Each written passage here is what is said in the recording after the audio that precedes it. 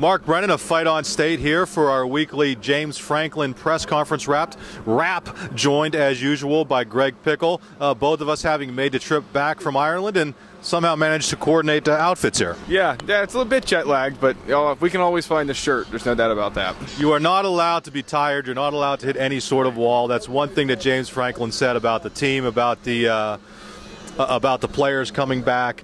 To me, before we get into kind of the different technical things he talked about, he looked a little gassed to me. I don't know about you. Usually he's so kind of outgoing and effervescent. He really looked to me as if he was gassed. Yeah, he still had that nature about him, but I think, too, that you saw he was a little bit worn down. I think that obviously after the trip they had, he had mentioned that he didn't sleep much over there, that he was sort of I sort of got the impression that he was on the East Coast time while he was over there. Of course, that doesn't lead to much sleep when you're starting your day over on their schedule at 8 o'clock. So, yeah, I think he's probably feeling that a little bit. But these guys are right back in the office Sunday morning and ready to rock and roll. So they're obviously getting a lot done. But, yeah, I think that he was probably feeling it a bit. Yeah, some things coming out of the UCF game heading into Akron. He does a new thing where they talk about the players of the game that they have nominated or were elected. Obviously, and I don't think any of them come as any surprises. Christian Hackenberg, offense, Greg Zettel, defense, and we have a new term. Yeah, so let's break this down from start to finish. So, yeah, we-fence is what James Franklin called it. We-fence, bring all 118 players together for special teams. Sam Ficken was the player selected as James Franklin called it, the we-fence player of the week as a specialist of the week. There's no real surprise there. What was surprising was Sam Ficken's face when asked about the we-fence. He had never heard of it. Nectons or something he heard before, but never we-fence. So it was something that was quite humorous as James Franklin was rolling with that. Yeah. We're just talking about the we-fence. Step over here just for a second. So, Sam, you were the we-fence player of the week. Did you even know what we-fence was? Like I said, that's a term that is new to me about 10 minutes ago. I'm assuming it has something to do with special teams, but well, it's like we as a team, everybody. You have offense, defense. You have offense, defense, and we as a team. Yeah, I love it. Obviously, we're getting contributors from both sides of the ball. To be named the we-fence MVP, I guess. Great honor. But obviously a great team win on Saturday. Cool, thanks, Sam. We appreciate it. We just want to let you know, even poor Sam, we're asking him about we-fence, and he had no idea what James Franklin was talking about. So we thought we'd have some fun there. Yeah, you have to. I mean, you have to at this point of the year, and these guys are fun about it too. That's one thing that you notice. It's maybe one thing that's not a huge difference, but you can tell these guys are a little looser, I think, than they may have been with Bill O'Brien in town, and I think that comes straight from the top with the coaching staff. Yeah, going back to the UCF game, the one thing that I think everybody realizes is how difficult of a time Penn State had running the ball.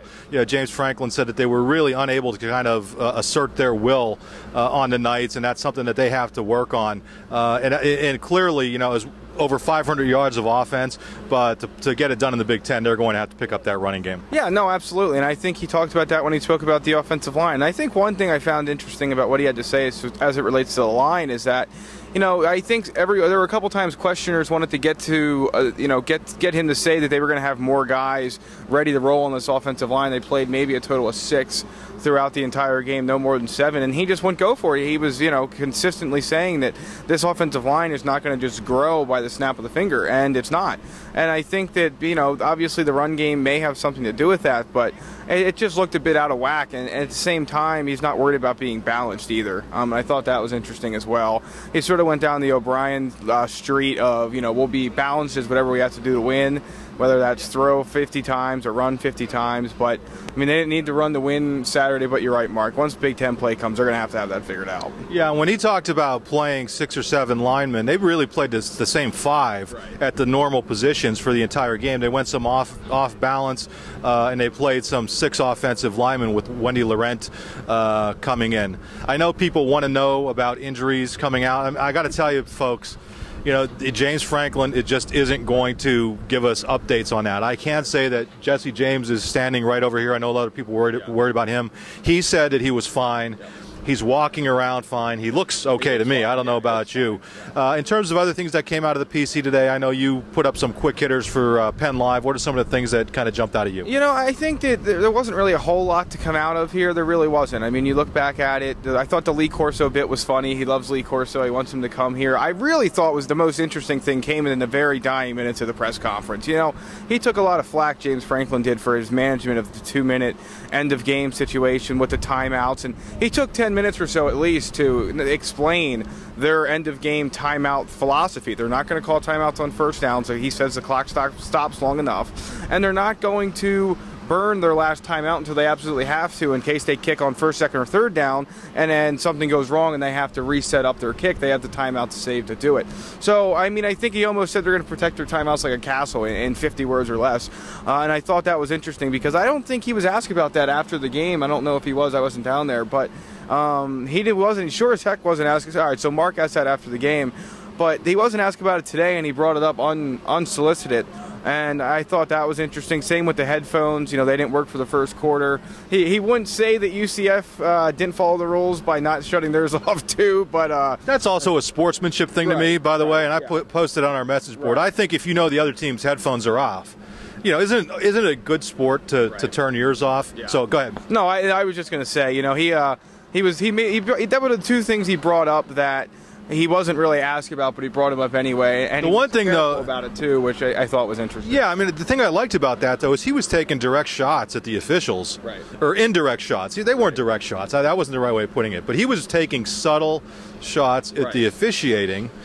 But I think doing it in a way that he was explaining to people, hey, this is the way we view things, and this is the way things went. Yeah. And I don't know that he necessarily, you know, stepped on toes the wrong way. But I think some things needed to be explained, and he kind of explained them. I think so. Yeah, I think if you remember last year, one of my favorite Bill O'Brien press conference moments was when he invited the media to watch film with Deion Barnes to prove that he wasn't having a bad season, whereas James Franklin just took 10 minutes and explained it.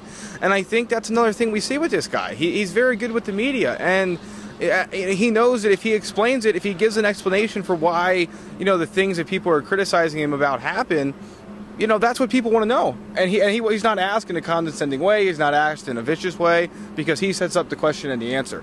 And I think if that's something we're going to continue to see from James Franklin, I think we will. You know, it's good because he gets the answer out there. And it's straightforward. I mean, here it is. He laid it out. And like you said, Mark, it's a chance for him to sort of take a little shot without really taking one, which is always something you want to do anytime you can. Yeah, let's jump into some of the other things. Obviously, they were thrilled with the way Hackenberg played. Offensively, loved the big play ability. Loved that they scored every time they were in the red zone. Did not love the fact that they did not get touchdowns every time that they were in the red zone. Defensively, obviously, I think they were happy overall, but gave up some big plays. He was asked specifically about the corner spot opposite Jordan Lucas with Daquan Davis and Trevor Williams, and he kind of defended those guys. And I put up a couple photos and some video. You know, they weren't perfect defensive plays when they were burned, but I don't think they were as bad as maybe it looked. And he went as far as to say that the play where Trevor Williams was burned, it took really a perfect throw and just a great catch. It really did. And as James Franklin said, you know, those guys are on scholarship too, and for a reason. You know, I haven't got to see the replay yet. Live, it did look pretty iffy for Trevor Williams on that touchdown, or on the long throw that set up the eventual touchdown run. But, you know, I did see your photos and whatnot, and you can see it. I mean, you can see that it was a good spot and a good throw, and sometimes that beats you in this game, especially as a corner. You know, as James Franklin said, you're on an island out there, and sometimes that's going to work in your favor, and sometimes it's just not, and it didn't work for those guys. But I think it's too early to worry about really what they're going to provide or whether that's going to be an ongoing thing. I think we'll have better answers for that down the road. Another thing that he brought up was the fact that he thought he played their D tackles too much. Yeah. I think they were out there for nearly every play, Zettel and Johnson. I think it was every play, yeah. Yeah, and, you know, the thing that kind of jumped out to me a little bit, you know, Terrell Barney was not in uniform. I don't know if you noticed that. And he said that they're going to have to play him more. Well, that's going to entail getting him in uniform more. Exactly. The Cawthorn kid, obviously, they talked about playing. And the Smith kid, the walk-on, I think they would play him as well. But it's a matter of, you have two guys who are really good defensive tackles. I mean, I was really impressed by both of those guys. We'll see if they can keep it up as the season goes along, but they are going to have to get them a little bit of a blow. They were able to do a better job, I thought, with rotating in the different defensive ends. Right. Also noted that they've been really pleased with the play of their linebackers. That he admitted that they thought that would be a weakness. Yep. Back in the spring they were really worried about that, but clearly they're happy.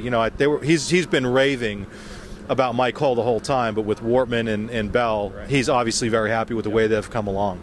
Yeah, no, absolutely. And I think that was some of the blunt honesty we saw today from James Franklin. For all the moments where he, made note of the fact that Akron was ahead of Penn State in all the meaningful categories after it opened with Howard, which was not necessary. But there were areas today, too, just like the linebacker one, where he was completely honest about the fact that, they thought this was going to be an area where these guys were going to struggle. And to be totally honest with you, to watch it live, like I said, I haven't watched the replay yet, but to watch it live, everything looked okay. I mean, there was a couple times where handing guys off to the secondary may not have went as planned. It didn't burn them.